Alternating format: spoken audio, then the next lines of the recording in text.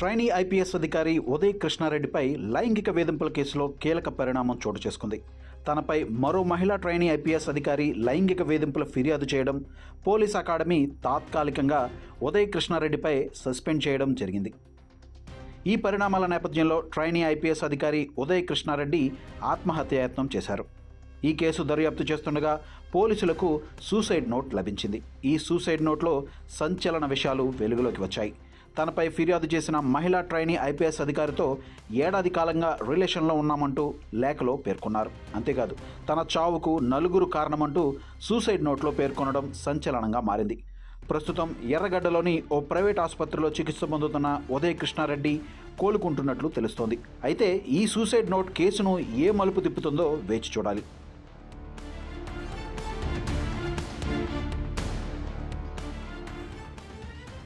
తన సూసైడ్కు నలుగురు వ్యక్తులు కారణమని లేఖలో పేర్కొన్నారు. తన తోటి బ్యాచ్మేట్ కర్ణాటకకు చెందిన 30 ఏళ్ల మహిళా ట్రైనీ ఐపీఎస్ అధికారితో ఏడాది కాలంగా రిలేషన్లో ఉన్నానని పేర్కొన్నారు. ఆమెకు పెళ్లైన తర్వాత కూడా ఆ రిలేషన్ను కంటిన్యూ చేస్తున్నామని పేర్కొన్నారు. మహిళా ట్రైనీ ఐపీఎస్ తనంతట తానే తన రూమ్కు వచ్చిందని, అందుకు సంబంధించిన వీడియో ఆధారాలు తన వద్ద ఉన్నాయని ఉదయ్ కృష్ణారెడ్డి సూసైడ్ నోట్లో పేర్కొన్నారు. ఇవే విషయాలను ట్రైనీ ఐపీఎస్ భర్తకు కూడా చెప్పానని, ఆ ఆధారాలన్నీ తన మొబైల్లో ఉన్నాయని ఉదయ్ కృష్ణారెడ్డి సూసైడ్ నోట్లో పేర్కొన్నారు.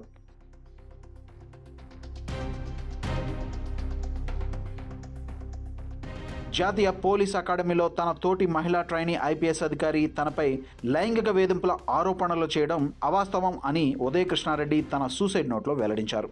తాము రిలేషన్లో ఉన్నామని పేర్కొన్నారు.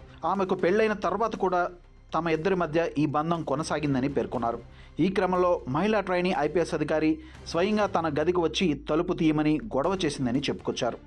ఇందుకు సంబంధించిన డిజిటల్ ఆధారాలన్నీ తన మొబైల్లో ఉన్నాయని చెప్పుకొచ్చారు. తమ మధ్య ఉన్న రిలేషన్ వివాదానికి సంబంధించిన అన్ని విషయాలను మహిళా ట్రైనీ ఐపీఎస్ భర్తకు కూడా చెప్పినట్లు సూసైడ్ నోట్లో పేర్కొన్నారు. ఈ సంభాషణలు, చాటింగ్లు, వీడియోల తాలూకా అన్ని రకాల నిరూపణలు తన ఫోన్లోనే భద్రంగా ఉన్నాయని ఉదయ్ కృష్ణారెడ్డి పేర్కొన్నారు. మరో నలుగురిపైన ఆరోపణలు చేశారు.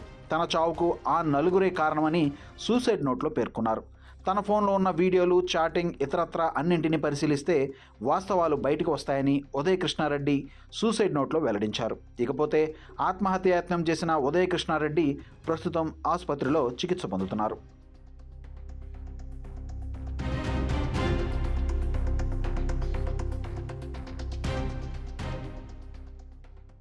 ఇదిలా ఉంటే సూసైడ్ అటెంప్ట్కు ముందు తనపై వచ్చిన లైంగిక ఆరోపణలపై ఉదయ్ కృష్ణారెడ్డి ఇన్స్టాగ్రామ్ వేదికగా ఒక పోస్ట్ చేశారు. తనపై వచ్చిన లైంగిక వేధింపుల ఆరోపణలు, ఫిర్యాదులు పూర్తిగా అవాస్తవమని, తనకు చట్టంపై పూర్తి నమ్మకం ఉందని పేర్కొన్నారు.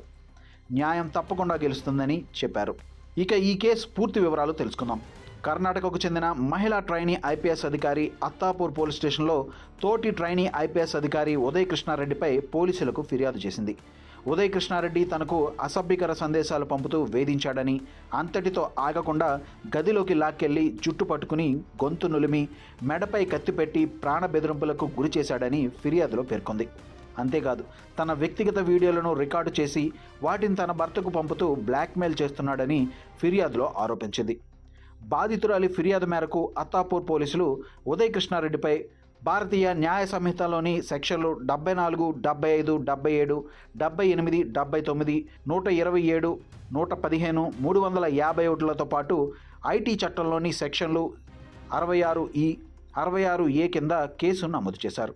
మరోవైపు ఎన్పీఏ ప్రివిలేజ్ కమిటీ ప్రాథమిక విచారణ చేపట్టి సీసీటీవీ ఫుటేజ్ ఆధారంగా ఉదయ్ కృష్ణారెడ్డిని తాత్కాలికంగా సస్పెండ్ చేసిన సంగతి తెలిసిందే.